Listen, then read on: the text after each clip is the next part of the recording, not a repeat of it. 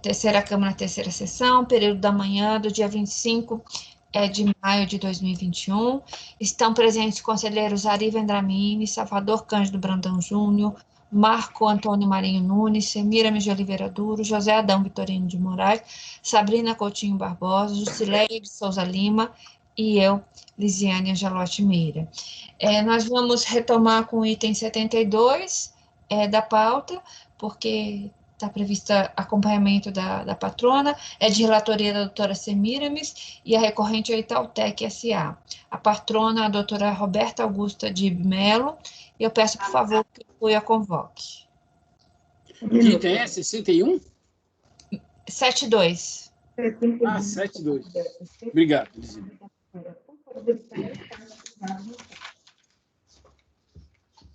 Item 72, doutora Roberta,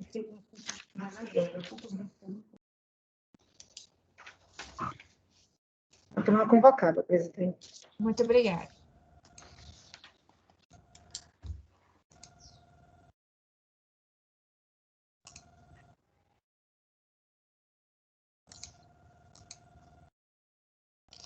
Doutora Roberta.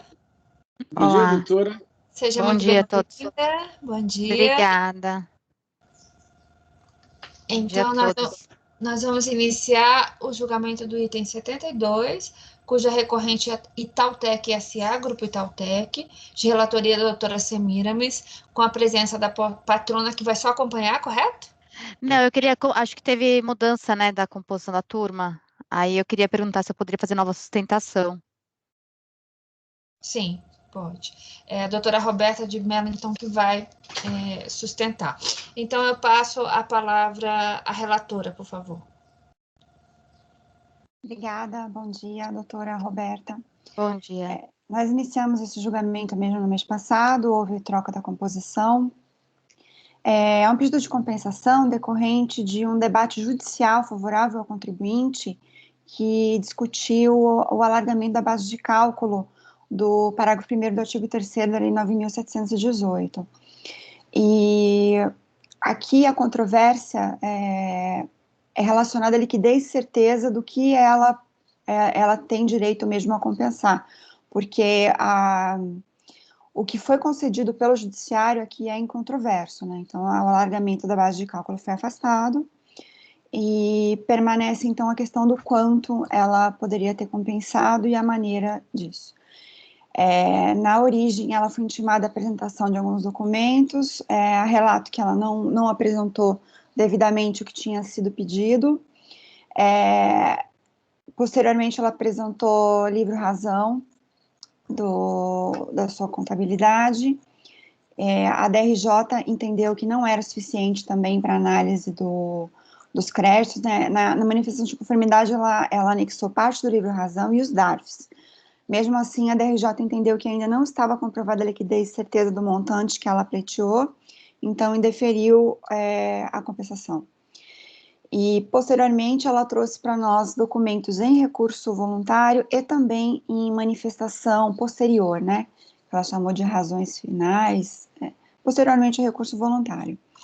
Nós fizemos uma diligência, essa turma converteu o julgamento em diligência para análise dessa documentação. E a fiscalização fez a análise, efetuou a elaboração de algumas planilhas e a recorrente manifestação sobre a diligência fiscal entende que a diligência ainda não foi satisfatória, né, porque teria havido cerceamento de defesa na ausência de apresentação de memórias de cálculo e também que houve erro na desconsideração de valores no tocante a outras exclusões, né, da base de cálculo da COFINS. E indevida desconsideração também de COFINS objeto de outras compensações. Então, mesmo após a diligência, a recorrente ainda tem 3 pontos para serem debatidos e sanados aqui pela turma. Então, em apertada síntese, é esse o relatório, e só queria ressaltar que a diligência é uma parte que conheceu do crédito, tendo remanescido, então, os 3 pontos controvertidos ainda pela recorrente, que foi o cerceamento de defesa, na ausência de apresentação da memória de cálculo, e também a desconsideração de valores no tocante de outras exclusões da base de cálculo, sempre lembrando que a gente está tratando ainda na Lei 9.718, e indevida desconsideração de COFINS, objeto de outras compensações. Então, são os 3 pontos ainda controvertidos, e relembrando que a diligência reconheceu uma parte do crédito efetuado maior. Então, essa proposta está na página 4.141 a 4.151. Então, eu devolvo a palavra, presidente. Muito obrigada, doutora Semiramis, e passo a palavra agora à patrona, doutora Roberta. Bom dia a todos, muito obrigada pela oportunidade. Vou colocar aqui uma apresentação rapidamente. Como a ilustre relatora comentou, nós estamos falando de um processo de crédito decorrente do alargamento da base de cálculo da 9718. Houve trânsito julgado, habilitação, a empresa apresentou suas compensações. Durante a fiscalização da compensação, de fato, ela não logrou êxito em apresentar a documentação solicitada em tempo hábil, o que ensejou indeferimento. Durante o processo, seja de manifestação de conformidade, recurso voluntário, razões finais foram apresentados livro-razão, DARFs, planilha com memória de cálculo, e houve a diligência. Na diligência, reconhecida uma parcela do crédito, mantendo esses pontos apresentados pela ilustre relatora referente à desconsideração de alguns montantes que foram excluídos na apuração da COFINS devida sem o alargamento da base de cálculo, a título de outras exclusões, e também não foram considerados os montantes quitados no passado de COFINS por meio de compensações não homologadas. Na sessão passada, a ilustre relatora, ela acolheu integralmente a diligência. Em relação ao ponto das outras exclusões, sob o argumento de que os documentos contábeis, tanto os balancetes quanto o livro-razão, não atestavam esses montantes. E quanto à COFINS, que não havia sido homologada, a compensação não havia sido homologada, porque não estaria correto o argumento de que isso implicaria manutenção do indébito. Então, eu queria aproveitar a oportunidade que esse processo está voltando depois de pedido de vista e a mudança da composição da turma, para salientar 2 pontos em relação a esses argumentos.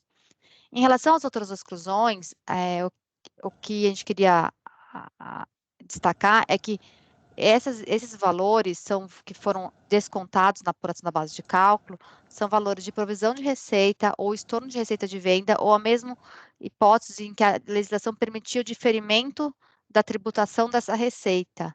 Então, efetivamente, a documentação contábil ela não vai comprovar esses valores, e a razão, não será possível olhar na contabilidade esses valores estão sendo excluídos. Então, a exclusão se deu muito mais por um caráter, seguindo a regra fiscal. Então, foi um controle à parte que foi feito para, então, um determinado período, a empresa fez uma venda, tinha uma receita que ela era esperada, por algum motivo prudente, ela contabilizou, mas aquela receita não era ainda, de fato, uma devida ainda, não tinha sido concluído, então não havia o fato gerador da contribuição, e por isso ela excluiu para, no momento oportuno, fazer a devida adição. E aí a recorrente houve êxito em comprovar tanto que aqueles valores que tinham sido excluídos em determinados períodos, eles foram devidamente adicionados em outros.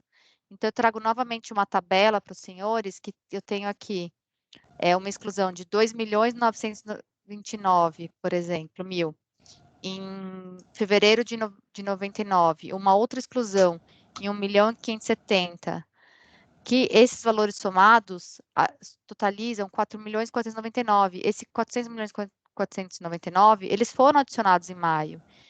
Então, são ajustes extracontábeis, mas que foram feitos. Então, há essa prova.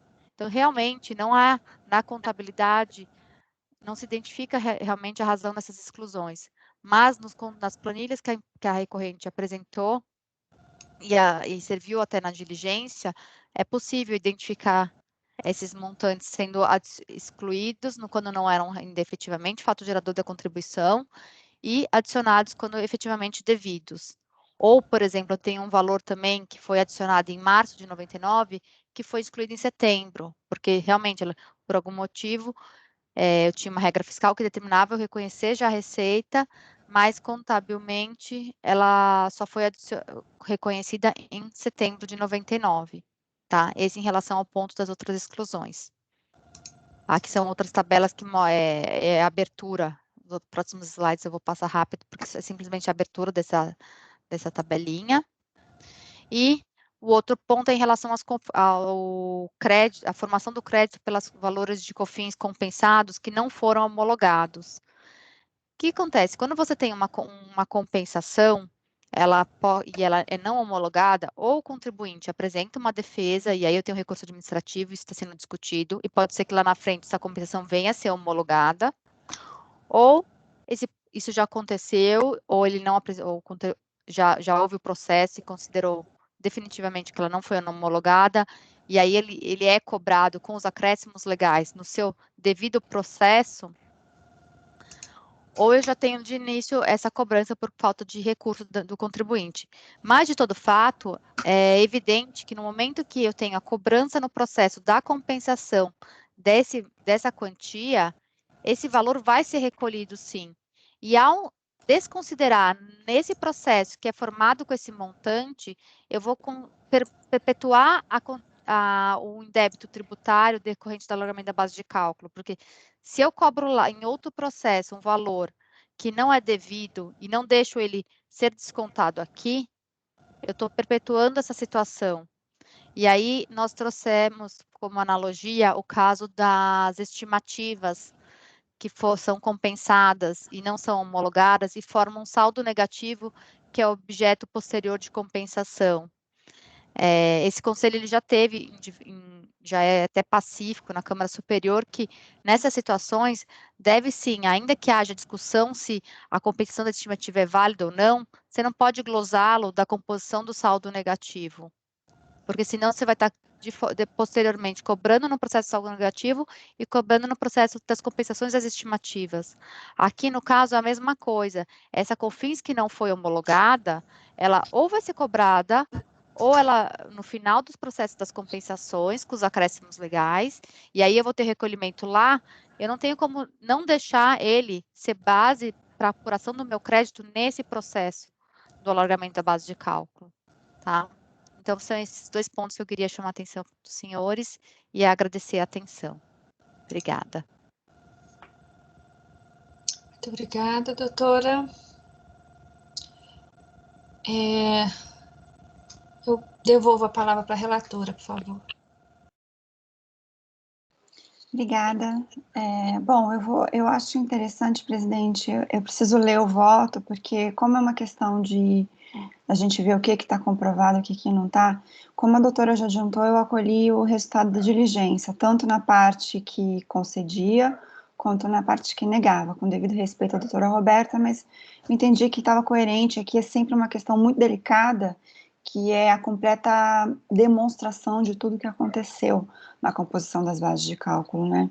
Então, isso, infelizmente, para a gente é muito, muito restrito e a gente precisa, para conceder, ter observado ponto a ponto de tudo que foi dito, né? Então, mais uma vez, respeitando a posição da recorrente, eu entendo que os dois pontos mantidos foram corretamente mantidos e o que foi possível acreditar eu acolhi, porque me parece também correto esse acreditamento. Nós não chegamos a votar esse processo ainda, então eu vou reler o voto e, salvo o melhor juízo, né, se a turma entender diferente do que eu coloquei, eu só queria adiantar que houve uma falha de interpretação na minha exposição do voto o mês passado. Porque eu olhei aqui, é um processo de 2013, a gente veio a 3 sessões seguidas debatendo aquele repetitivo do STJ, da atualização por Selic dos créditos de PIS e COFINS, e aí aqui eu fiz uma interpretação equivocada. O que eu pensei, num primeiro momento eu falei, nossa, o processo de 2013, há crédito a ser deferido para contribuinte, ainda que não a totalidade do que ela pleiteia, mas ainda há crédito a ser deferido para ela nessa instância, então houve uma resistência legítima do fisco. e apliquei o repetitivo. O doutor Marco chamou a atenção para essa questão no mês passado, por isso processou em vista para ele, e aí refletindo melhor e conversando com o doutor Marco ontem, eu verifiquei que houve uma premissa equivocada de aplicação desse repetitivo, né? Esse repetitivo, ele não acolhe a situação aqui desses autos, porque aqui a gente não está tratando de um crédito de não cumulatividade de PIS e COFINS, né? E o principal do repetitivo do STJ não é a questão de resistência legítima, é a questão do crédito não cumulativo, né, deixar de ser escritural em virtude de uma resistência legítima por parte do fisco. Então, é outra premissa que foi tratada naquele repetitivo, então eu não posso aplicá-lo aqui numa situação diferente. Então, até queria pedir desculpas e dizer que não foi possível realmente aplicar uma atualização. Até mesmo conversando com o doutor Marco, ficou claro para mim, como ele explicou, que esse caso aqui de crédito decorrente de ação judicial, há uma atualização pela própria unidade de origem. Queria até depois passar a palavra ao doutor Marco nesse ponto, para ele repisar todos os argumentos que ele utilizou no mês passado, considerando que 3 integrantes não estavam naquela discussão. Mas, enfim, primeiro eu gostaria de então passar o voto em relação ao que foi concedido e o que não foi concedido em termos de crédito para compensação, e ao final queria que o doutor Marco falasse um pouco para a gente, mas já adiantando que eu não apliquei aqui o repetitivo mais. Bom, passando ao voto, página 6, então, na origem foram enviados pedidos de compensação, né, oriundo do trânsito julgado da ação a favor da contribuinte no mandato de segurança, que afastou a inclusão indevida no período de fevereiro de 99 a janeiro de 2004 de receitas que extrapolam o conceito de faturamento, em virtude da inconstitucionalidade do alargamento da base de cálculo, do parágrafo 1º do artigo 3º. Os valores em questão não foram recolhidos nas datas de vencimento em virtude da concessão de liminar preferida no referido processo judicial, tendo sido recolhidas posteriormente com acréscimo de Selic em razão da cassação da liminar. Em controvérsia, o contribuinte não atendeu à intimação de folhas iniciais, né, da fiscalização dos autos, enviada inicialmente, e dessa omissão resultou a não homologação das compensações. Em manifestação de conformidade, anexou parte do razão e os DARFs. Em seguida, a DRJ negou o provimento ao pleito por entender que esses documentos não seriam suficientes para conferir liquidez e certeza do crédito. Qual que é essa liquidez e certeza? É a comprovação de que determinados valores que compuseram a base de cálculo não deveriam compor porque não eram faturamento. Dessa forma, o recurso voluntário sustentou a legitimidade dos créditos e a obrigatoriedade da aceitação dos novos documentos que acompanham a peça recursal, em observância ao princípio da verdade material. Então, em recurso e petição posterior, anexou os livros razões completos, os balancetes de verificação demonstrativos elaborados com base nos lançamentos contábeis constantes dos livros razões, DCTF retificadoras, DARFs, comprovantes de pagamento em atraso e planilha de apuração do tributo efetivamente devido. Por fim, em petição de razões finais, ratificou a impossibilidade do cumprimento da intimação fiscal na origem, em virtude de reestruturação do grupo de empresas, e a legitimidade dos créditos comprovada pela documentação extemporânea. Complementou a documentação com cópias de DIPJ, demonstrativos da COFINS, demonstrativo da base de cálculo da COFINS, declaração firmada pelo contabilista e pelo representante legal da empresa, atestando que os lançamentos no livro razão representam fielmente aqueles efetuados no livro diário, relação das compensações efetuadas e declaração firmada pelo contabilista e pelo representante legal da empresa de que o crédito da COFINS utilizado nas compensações não foi utilizado em nenhuma outra compensação, além das aqui tratadas. Quanto ao primeiro ponto na manifestação contra a diligência fiscal, que seria o cerceamento de defesa por ausência de apresentação da memória de cálculo da planilha 4 do relatório fiscal, a recorrente sustenta que houve cerceamento de defesa, já que não foram trazidas as tabelas de cálculo utilizadas, né? Ela alega que, muito embora tenham sido acostadas pela fiscalização as tabelas de cálculo do crédito a restituir, não foram devidamente disponibilizadas a planilha com a memória de citado cálculo. Minha posição é por não entender que houve cerceamento de defesa, porque a autoridade fiscal utilizou os dados e documentos juntados pela própria contribuinte ao longo do processo, em cotejo com as informações do sistema da Receita Federal. Então, a fiscalização colocou que, com o intuito de aferir a certeza e liquidez do crédito tributário alegado, foram verificados nos autos os seguintes documentos, dentre outros. Cópias parciais dos balancetes, livro-razão, desses períodos que estão elencados, cópias de documentos de arrecadação, os DARFs também nessas páginas desses períodos, cópias do CPF desses trimestres, arquivos digitais, item 2, demonstrativo COFINS, item 4, demonstrativo de base, item 5, declaração razão, item 6, relação de perder-compras, item 7, declaração compensação e item 1, DIPJ, englobando partes das DIPJs relativas ao anos calendário 99 a 2004. Todos esses arquivos foram anexados aos autos como arquivos não pagináveis. Com a apresentação da documentação relacionada no item anterior, a análise do direito creditório foi realizada em conjunto com as verificações realizadas nos sistemas informatizados da Receita. Primeiramente, com o objetivo de apurar os valores devidos a COFINS nos moldes determinados pelo mandado de segurança, foram confrontados os valores informados no demonstrativo apresentado pelo contribuinte, item 4, demonstrativo de base, com aqueles obtidos nas cópias dos balancetes contábeis apresentados pelo próprio contribuinte.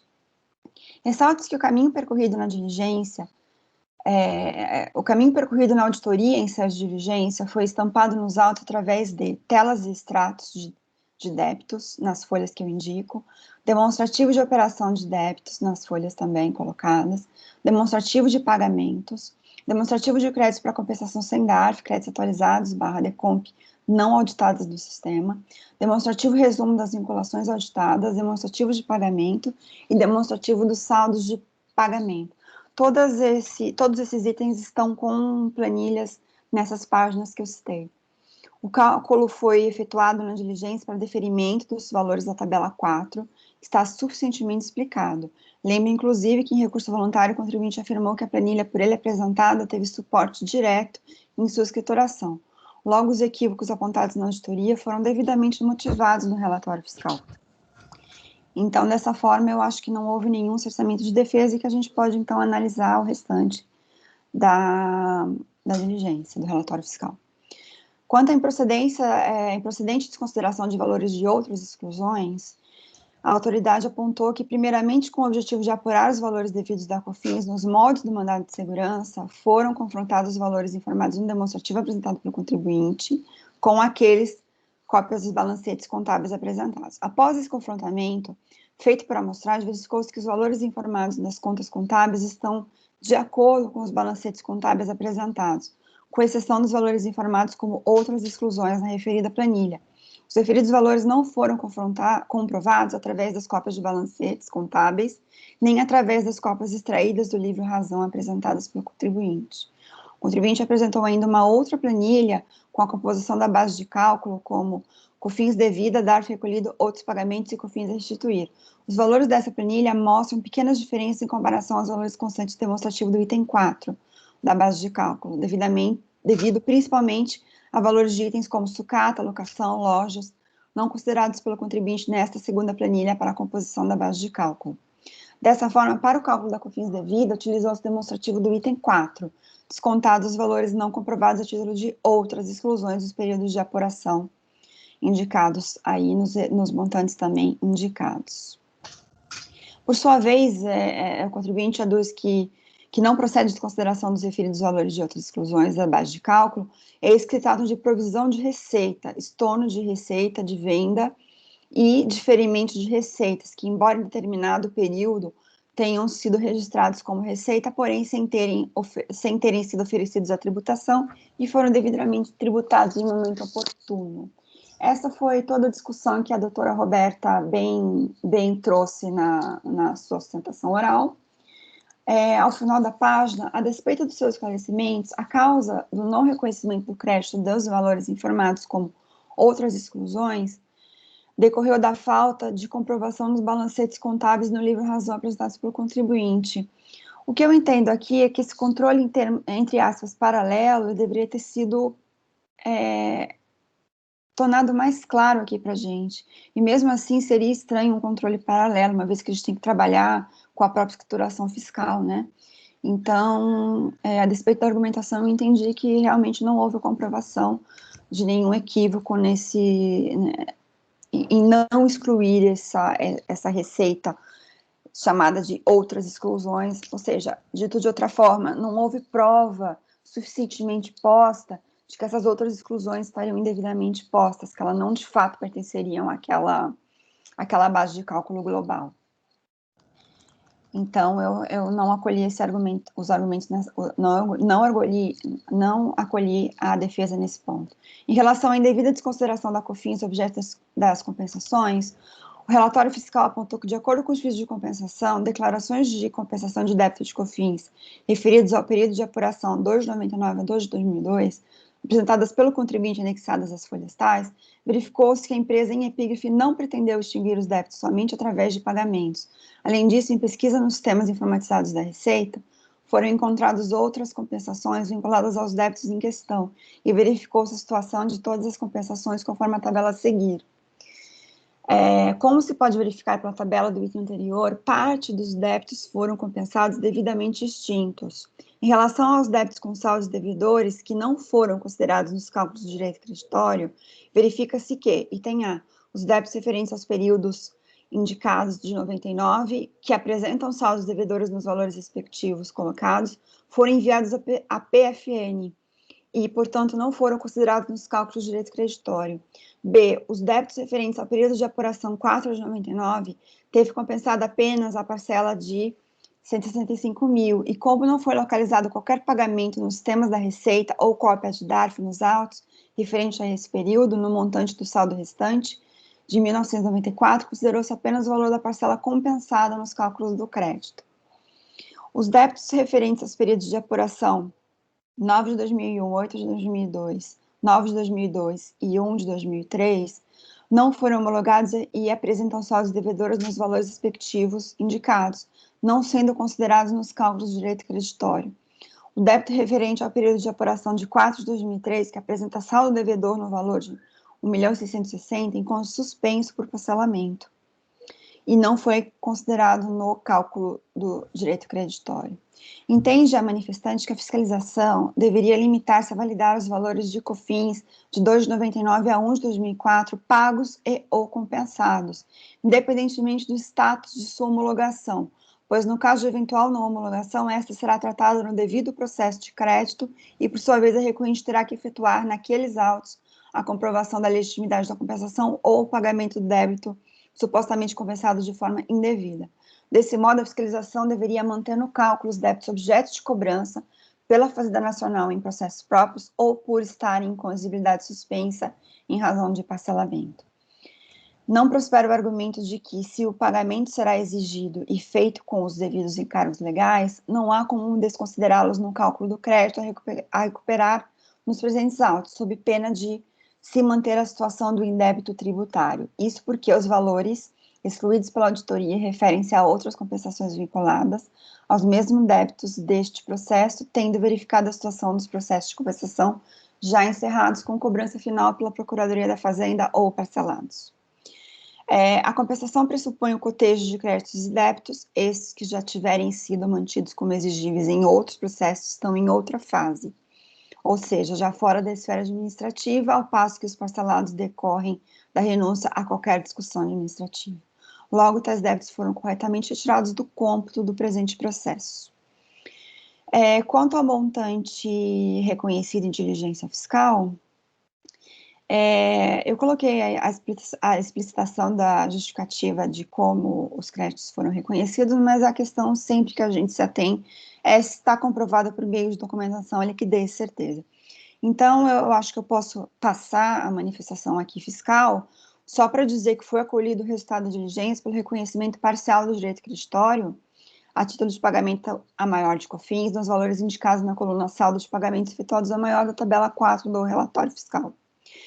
Por conseguinte, a autoridade de origem deve, então, homologar as compensações do DECOMP indicadas na tabela 1 do relatório fiscal até o limite do direito creditório reconhecido. Então, a minha conclusão foi passar o provimento a recurso voluntário para acolher esse resultado de diligência e a homologação pela unidade de origem até o valor estampado nesse relatório. Como eu disse, eu excluí a questão da atualização por Selic, porque o próprio encontro de contas aqui nesse processo, ele segue uma outra lógica. Aí, considerando isso, senhora presidente, eu queria passar a palavra ao doutor Marco para complementar essa questão A título de esclarecimento, né, tendo em vista que no mês passado eu concedi, agora eu não estou concedendo, que o doutor Marco expusesse todas as razões que ele sintetizou no mês passado, que realmente fizeram entender que a premissa que eu tinha eleito foi equivocada. Por favor, doutor Marco Antônio. Obrigado. A doutora Semiramis, na reunião passada, tinha colocado de ofício, né, essa atualização pela Selic, desses créditos. Aí eu solicitei vista, por quê? Porque fiquei naquela dúvida, se trataria mesmo de crédito ressarcível, né? No caso aqui, depois de analisar o processo, eu verifiquei que não se trata de ressarcimento, porque isso é um crédito restituível. O que seria isso? O ressarcimento, né, ele tem vez para aproveitamento de créditos escriturais, aqueles decorrentes do princípio da não cumulatividade. IPI, PIS, COFINS não cumulativo. Nesse caso aqui dos autos, é alargamento da base de cálculo. Não se fala aqui em não cumulatividade, né? É a COFINS faturamento. Então, quando não se trata de ressarcimento, a própria Receita já atualiza esses créditos, porque eles são restituíveis. Pagamento a maior, por exemplo. A atualização é feita desde a época lá do pagamento pela Selic. A própria IN da Receita, que a em vigor atualmente é a 1717, lá no artigo 142, diz que são passíveis de atualização os créditos restituíveis e os reembolsáveis. Né? Reembolsáveis são aqueles casos específicos de cotas de salário maternidade, salário família. Né? E no artigo 145, lá no inciso 3, diz que não haverá incidência de juros compensatórios sobre crédito do sujeito passivo. No ressarcimento de crédito IPI, ou seja, veda, enquanto que um já concede, o outro veda. Existe a legislação da própria PIS/COFINS cumulativa que veda também essa atualização, e é por conta disso, dessa inexistência na legislação, que foi o âmbito judicial e há esse repetitivo do STJ para a aplicação dessa atualização nos créditos ressarcíveis, né? Decorrentes, né, são os escriturais, decorrente do princípio da não cumulatividade. Inicialmente começou isso com o IPI, com a questão lá da resistência legítima, e agora está sendo ampliado para PIS/COFINS não cumulativo. Então, era só para fazer mesmo essa diferenciação, né, como a doutora tinha colocado aqui de ofício, mas ela já retirou, né? Eu pedi vista porque eu fiquei na dúvida, né? Lógico que eu sempre tenho, assim, eu fico muito com receio de pedir vista, de contestar uma análise feita pela doutora Semiramis, porque ela é muito detalhista no assunto, ela estuda de forma aprofundada, mas nessa questão aqui não se trata de crédito ressarcível. Era somente isso, senhora presidente. Só me dá um minutinho para abrir a porta aqui, só um minutinho. Já vem, um minutinho.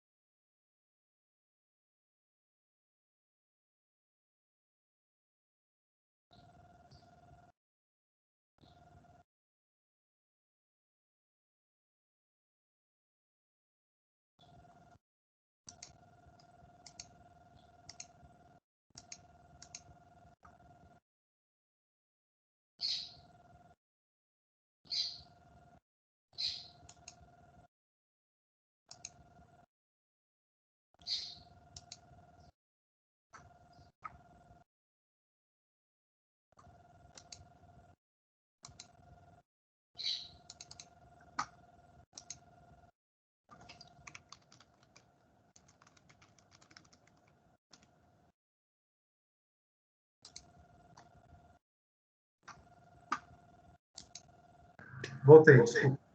Sem problemas. Doutora Semília, a senhora poderia só retomar sua conclusão para voltarmos? Sim, presidente.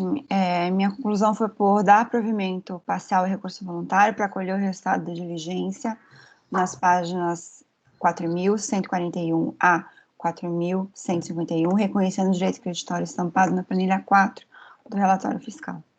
Muito obrigada. Podemos votar? Doutora Ari?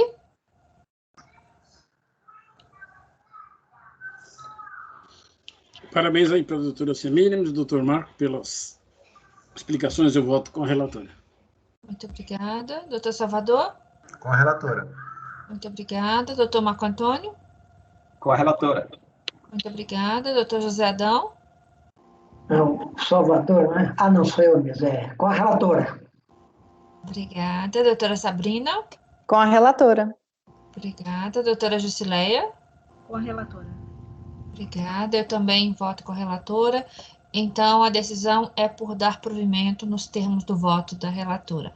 Com isso, encerramos o julgamento desse item e eu agradeço aqui a participação da patrona, a doutora Roberta Augusta de Mello.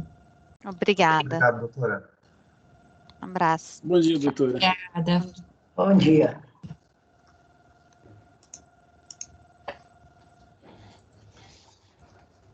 Então, vamos voltar onde a gente parou. O próximo seria o 21, 22 e 26. Ari, você acha que tem algum que dê para a gente, pelo menos, começar agora, desenvolver? 21, 22 não 22 foi julgado? E 26. 22 foi julgado ontem. 22 foi julgado ontem. Ah, desculpe. Então, é 21 e 26. O 26, olha, ele vai 26... ser retomado à tarde, né? Então, o 26 e até o 34, eles são simples e são todos iguais. A gente fazendo um faz todos. Se quiser fazer agora, eu acho que são simples. Tá. Vamos lá, então. Vou anunciar aqui. Então, nós vamos passar o julgamento dos itens 26 a 34, de relatoria do doutor Ari, cuja recorrente é Itacitrus Agroindustrial. Eu passo a palavra ao relator. Qual que nós abrimos, doutor Ari? Só tem um. Deixa eu ver se eu pus na pasta. Ah, eu pus. O que eu pus na pasta foi o item 34, é porque da lista é o número mais baixo. A lógica foi essa, eles misturaram os números. A gente pode abrir o 34, por favor. É que é o único que eu pus na pasta, porque são todos iguais. Tá. Presidente, os outros são na pauta... De hoje. Tá, é hoje mesmo. Desculpa. Tá correto mesmo. Desculpa, eu que não olhei direito. É o quê? Por favor, doutor Ari.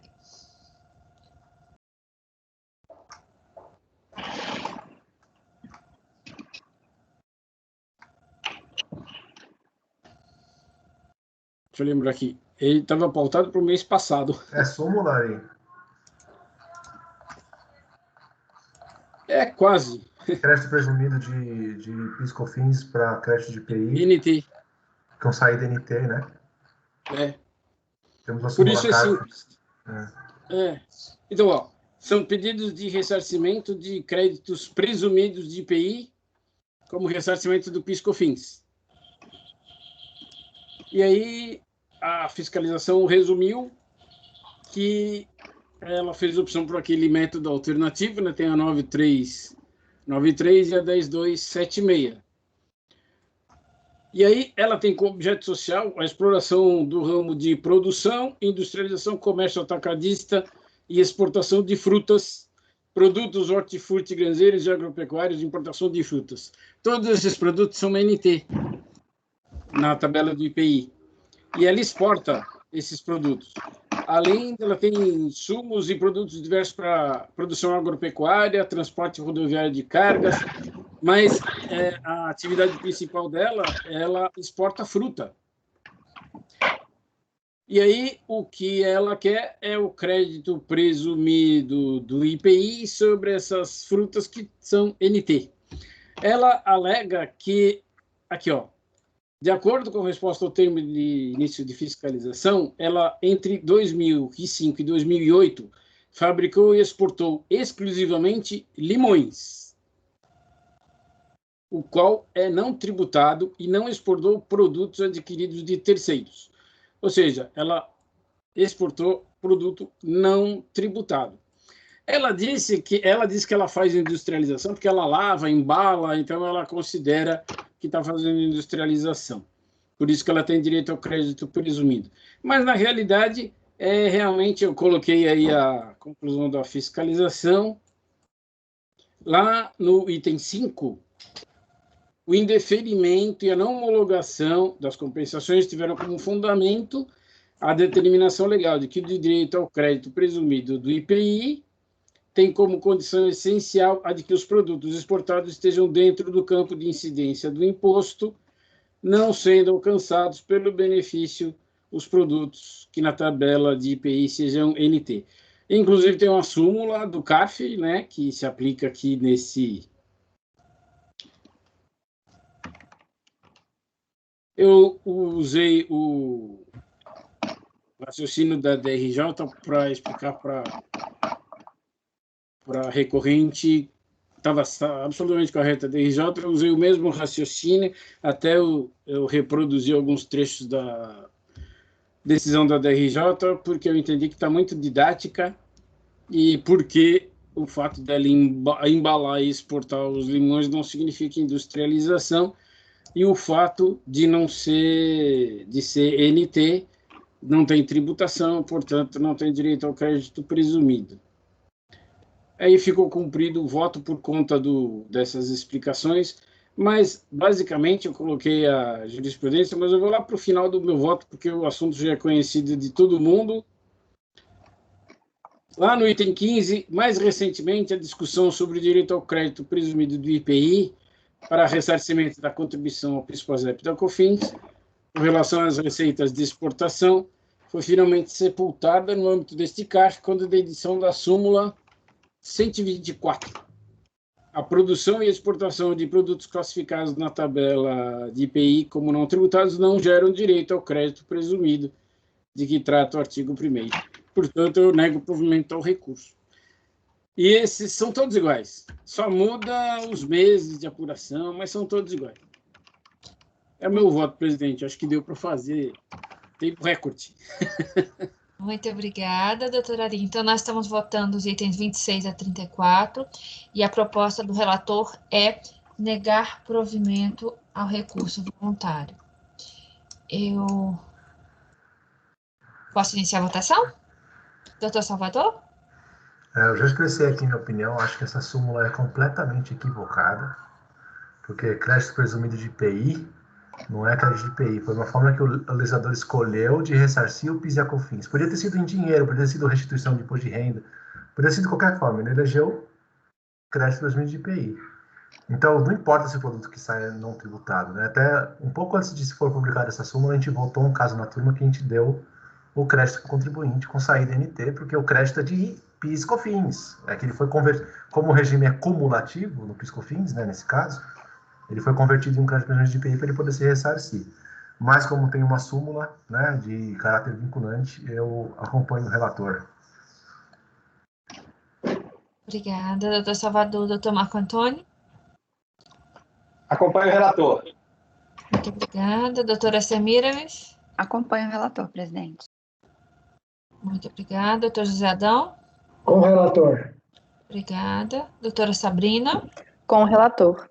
Obrigada. Doutora Jusileia? Com o relator também. Muito obrigada. Eu também acompanho o relator. Então, nos itens 26 a 34, a decisão é por unanimidade de votos negar provimento ao recurso voluntário. Com isso, nós encerramos a sessão da manhã do dia 25 de maio de 2021. Eu peço, por favor, que parem as gravações.